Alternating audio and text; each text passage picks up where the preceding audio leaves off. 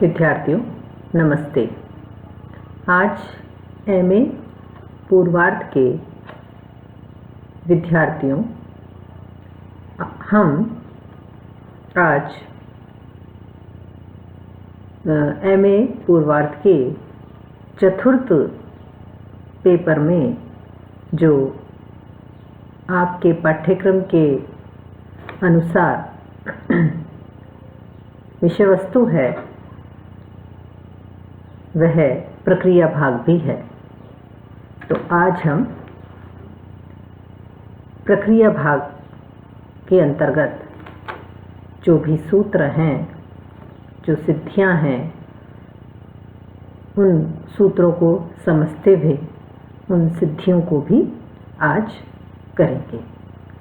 प्रक्रिया भाग के अंतर्गत सर्वप्रथम हम ऋण्यंत प्रक्रिया आज समझेंगे।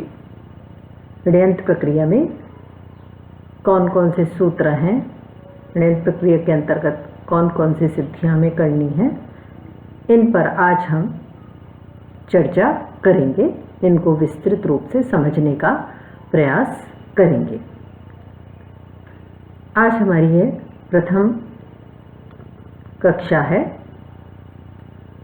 और सभी विद्यार्थियों का मैं स्वागत करती हूँ और ये अपेक्षा करती हूँ कि जो हम आज ऋण्यंत प्रक्रिया के अंतर्गत सूत्र समझेंगे, सिद्धियाँ समझेंगे, उनको आप पुनः उनका अभ्यास करके जो भी विषय वस्तु आपको समझ में नहीं आ रही है उन्हें पुनः समझने का मुझसे प्रयास करेंगे और उस विषय वस्तु को स्पष्ट करवाएंगे। तो सर्वप्रथम हम आज ऋण्यंत प्रक्रिया के अंतर्गत जो सूत्र समझने जा रहे हैं वह है स्वतंत्रः कर्ता। स्वतंत्रः कर्ता। ऋण्यंत प्रक्रिया में णिच प्रत्यय है। णिच प्रत्यय है ऋण्यंत प्रक्रिया के अंतर्गत णिच प्रत्यय है जो प्रेरणा अर्थ में जिसका प्रयोग किया जाता है। प्रेरणा अर्थ में णिच प्रत्यय का प्रयोग किया जाता है। प्रेरणार्थक है णिच प्रत्यय, प्रेरणार्थक प्रत्यय है। तो सर्वप्रथम इसका जो प्रत्यय है स्वतंत्रः कर्ता। क्रिया की सिद्धि में मुख्यतः कहा जाने वाला कारक कर्तृसंज्ञक होता है। क्रिया की सिद्धि में मुख्यतः कहा जाने वाला कारक कर्तृसंज्ञक होता है। किसकी कर्तृसंज्ञा कर रहे हैं हम? क्रिया की सिद्धि में मुख्यतः जो कहा जाने वाला कारक होता है उसकी कर्तृसंज्ञा की जाती है। व्याख्या देखेंगे। क्रिया की सिद्धि में जो साधक जनक निमित्त होते हैं उनको हम क्या कहते हैं? कारक कहते हैं। क्रिया की सिद्धि में जो साधक जनक निमित्त होते हैं उनको हम कारक कहते हैं। जैसे कर्म कारक, करण कारक, संप्रदान, अपादान, संबंध, अधिकरण आदि जो हैं क्रिया के साधक होने से करण कहलाते हैं। कर्म, करण, संप्रदान, अपादान, संबंध, अधिकरण आदि क्रिया के साधक होने से करण कहलाते हैं। परंतु इन सब कारकों में जो कारक स्वतंत्रतः वक्ता को अभीष्ट होता है, इन सब कारकों में जो कारक स्वतंत्रतः वक्ता को अभीष्ट होता है उसकी प्रकृत सूत्र से स्वतंत्रः कर्ता इस सूत्र से कर्तृसंज्ञा होती है। अर्थात जैसे अन्य कारक कर्ता से प्रेरित होकर क्रिया का निष्पादन करते हैं वैसे ही कर्ता भी अन्य कारकों से प्रेरित होकर क्रिया का निष्पादन नहीं करता है। जैसे अन्य कारक कर्ता से प्रेरित होकर क्रिया का निष्पादन करते हैं वैसे कर्ता अन्य कारकों से प्रेरित होकर क्रिया का निष्पादन नहीं करता है। अपितु स्वतंत्रतः क्रिया का जनक होता है। अपितु स्वतंत्रतः क्रिया का जनक होता है, इसलिए स्वतंत्र रूप से कहा जाने वाला कारक ही कर्तृसंज्ञक होता है। इसलिए स्वतंत्र रूप से कहा जाने वाला कारक ही कर्तृसंज्ञक होता है।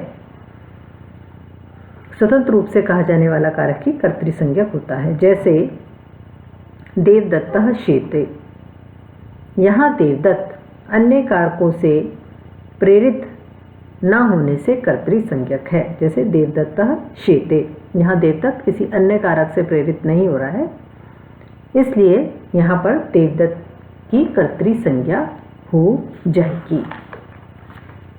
पुनः हम देखेंगे उस सूत्र को। यदि आपकी परीक्षा में सूत्र आ जाता है स्वतंत्रतः कर्ता, इस सूत्र की व्याख्या कीजिए। तो यहाँ पर हमें सर्वप्रथम इस सूत्र की व्याख्या करनी है। हम व्याख्या क्या करेंगे? क्रिया की सिद्धि में मुख्यतः कहा जाने वाला कारक कर्तृसंज्ञक होता है। क्रिया हमने इसका अर्थ कर दिया, क्रिया की सिद्धि में मुख्यतः कहा जाने वाला कारक कर्तृसंज्ञक होता है। यह सूत्र का अर्थ हो गया। अब हम इसकी व्याख्या करेंगे कि क्रिया की सिद्धि में जो जो साधक जनक निमित्त होते हैं उनको हम क्या कहते हैं? कारक कहते हैं, जिनसे क्रिया की सिद्धि होती है। जैसे कर्म, करण, संप्रदान, अपादान, संबंध, अधिकरण आदि क्रिया के साधक होने से क्या कहलाते हैं? करण कहलाते हैं। परंतु इन सब कारकों में जो कारक स्वतंत्रतः वक्ता को अभिष्ट होता है, इन सब कारकों में जो कारक स्वतंत्रतः मुख्यतः कह सकते हैं वक्ता को अभिष्ट होता है, उसकी स्वतंत्रतः कर्ता सूत्र से कर्तृसंज्ञा हो जाती है। जैसे अन्य कारक कर्ता से प्रेरित होकर क्रिया का निष्पादन करते हैं, वैसे कर्ता अन्य कारकों से प्रेरित होकर क्रिया का निष्पादन नहीं करता है, अपितु स्वतंत्रतः वह क्रिया का क्या होता है? जनक होता है। कर्ता जो है वो अन्य कारकों से प्रेरित होकर क्रिया का निष्पादन नहीं करता है, अपितु स्वतंत्रतः वह क्रिया का जनक होता है। इसलिए स्वतंत्र रूप से कहा जाने वाला कारक ही क्या कहलाता है? कर्तृसंज्ञक होता है। जिसको स्वतंत्र रूप से कहा जाए ऐसा कारक ही क्या होता है? कर्तृसंज्ञक होता है।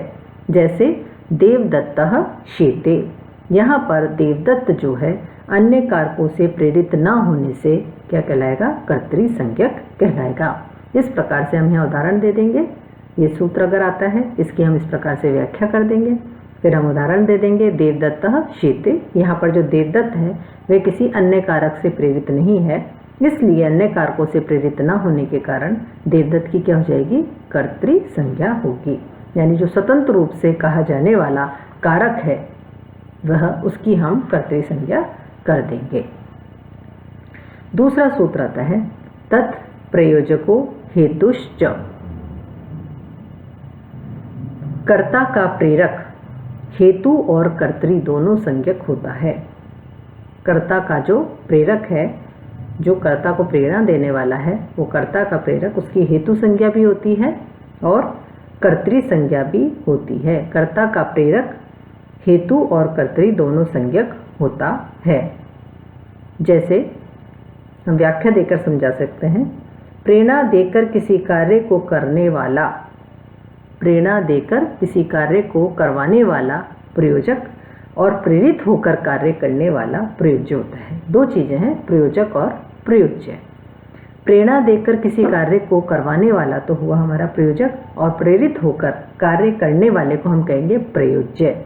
जैसे हम बोलते हैं यज्ञदत्तः देवदत्तेन ओदनम पाच्यति। यज्ञदत्त देवदत्त से भात पकवाता है।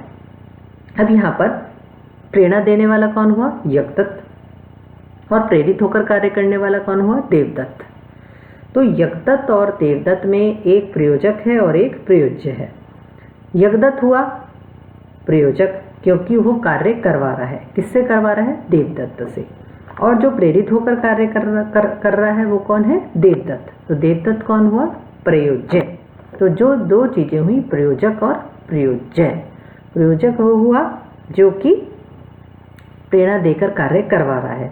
प्रयोज्य कौन हो रहा है? जो प्रेरित होकर कार्य करवाने वाला है। तो यज्ञदत्तः देवदत्तेन ओदनम पाचयति। यज्ञदत्त देवदत्त से भात पकवाता है। तो यज्ञदत्त है प्रेरणा देने वाला और देवदत्त है प्रेरित होने वाला। यहाँ प्रयोजक की इस सूत्र से कर्तृ और हेतु दोनों संज्ञाएं की गई हैं, अर्थात यज्ञदत्त की कर्तृ और हेतु दोनों संज्ञाएं होती हैं। यज्ञदत्त की कर्तृ और हेतु दोनों संज्ञाएं होती हैं। तो यह हमारा तत्प्रयोजक हेतुश्च सूत्र की व्याख्या हुई कि कर्ता का प्रेरक हेतु और कर्तृ दोनों संज्ञक होता है। कर्ता का जो प्रेरक है उसकी हेतु और कर्तृ दोनों संज्ञा होती है।